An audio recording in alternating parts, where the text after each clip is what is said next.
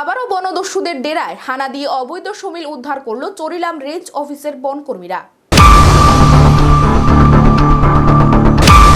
শুক্রবার গোপন সূত্রের সংবাদের ভিত্তিতে চরিলাম বন দপ্তরের প্রোটেকশন রেঞ্জ অফিসারের নেতৃত্বে অন্যান্য বনকর্মীরা বিশালগড় মহকুমা অন্তর্গত চাম্পামুড়া এলাকার একটি রাবার বাগানে অভিযান চালিয়ে অবৈধ সমিল সহ একটি জেনারেটর উদ্ধার করে।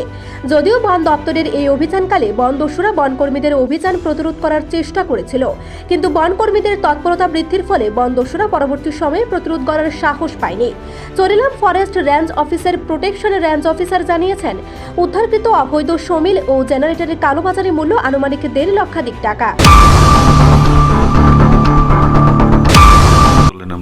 কোথায় থেকে আমরা একটা রিলায়েবল সোর্স থেকে খবর পেলাম যে চাম্পামুড়া রাবার বাগানের ভিতরে একটা জেনারেটর একটা মিল লিগেল একটা করে আছে। তো আমরা যথারীতি ওই জায়গায় যাই, গিয়ে সেটা আধা ঘন্টা সার্চ করার পর মেলটা এবং জেনারেটরটা আমরা পাইছি আর কি, ডাক্তার বললাম দেখে সেটা এটা আমরা উদ্ধার করে আনলাম।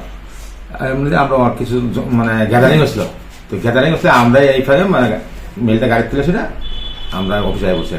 তার সঙ্গে কোনো কাঠ টাট বা কোনো থেকে কিছু না, মেল স্পট না, এটা রাবার বাগানের মাঝখানে একটা জায়গার মধ্যে আর কি, ইলিগেল জায়গাতে। হ্যাঁ, আচ্ছা, এটার মূল্য কত? বাজার মূল্য মেল জেনারেটর দুইটার মূল্য কম করে 1.5 লাখ। 1.5 লক্ষ টাকা। হ্যাঁ, এটার সঙ্গে জড়িত কাউকে কোনো পাওয়া গেছে? না, কাউকে কিছু পাই না আমরা।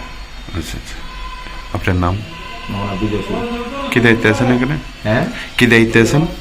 আমি মানে ফরেস্ট রেঞ্জার প্রোডাকশনের দায়িত্বে আছে আর কি। বিশালগড় প্রতিনিধির রিপোর্ট, এশিয়ান টাইমস।